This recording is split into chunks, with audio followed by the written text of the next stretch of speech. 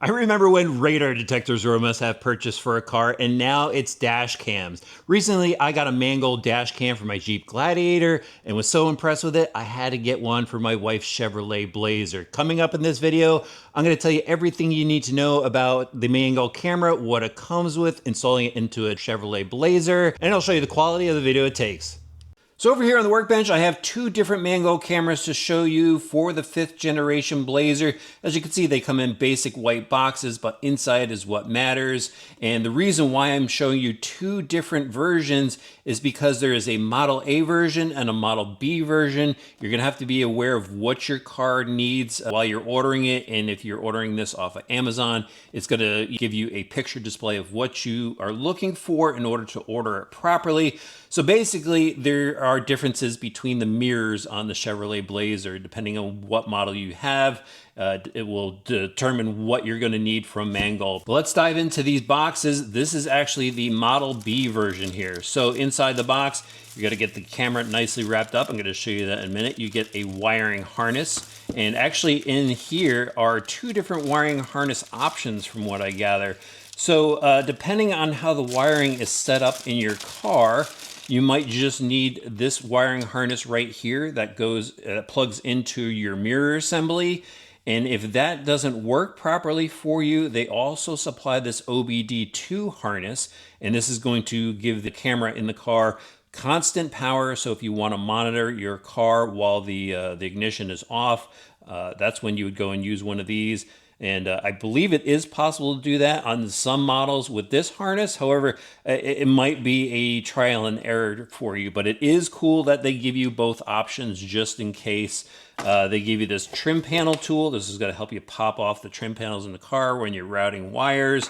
And then over here, this is the rear camera assembly. So you get a nice long wiring harness. You get your rear camera that is two-side taped down. Let me just pull this out so you guys can take a look at this.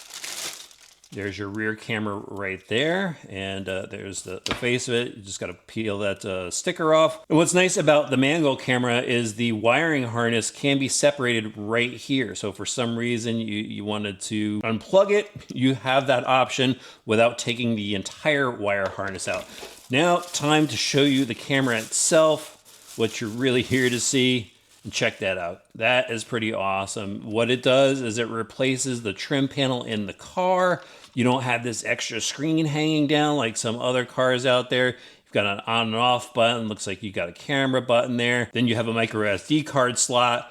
Really cool looking setup. And again, this looks factory. To me, this is really cool. Again, better than just some random thing hanging off the front of your windshield, getting in the way of your vision. Really like the look of these. So this is what the Model B version looks like. Now, if you have a car with the 5 slots under the mirror, this is what you're gonna have to pick up. This is the Model A version. And again, it comes with the camera shroud, basically. We'll start off with taking a look at the camera itself this time. Much larger, and it's cut out in this area to help you slide it onto the trim panels.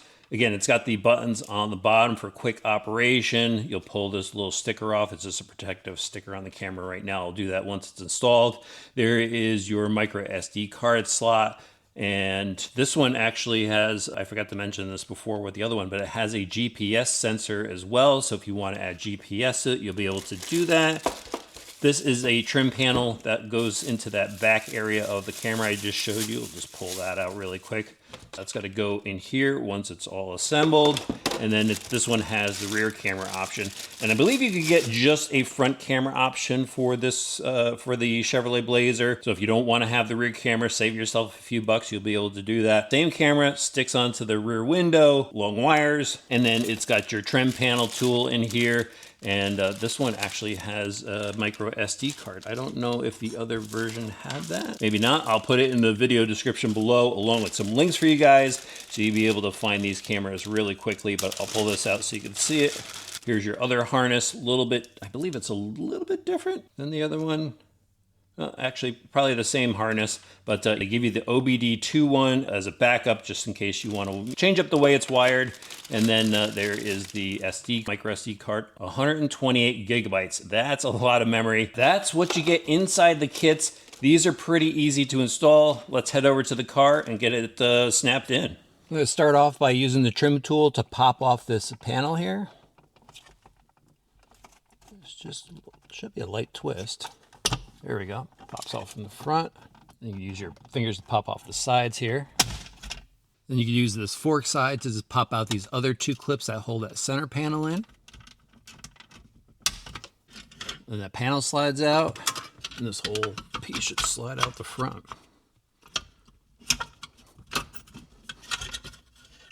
There we go. So here's the connector that we need to access. There's this little push tab on top that will pull right out, and now we can install our new wiring harness.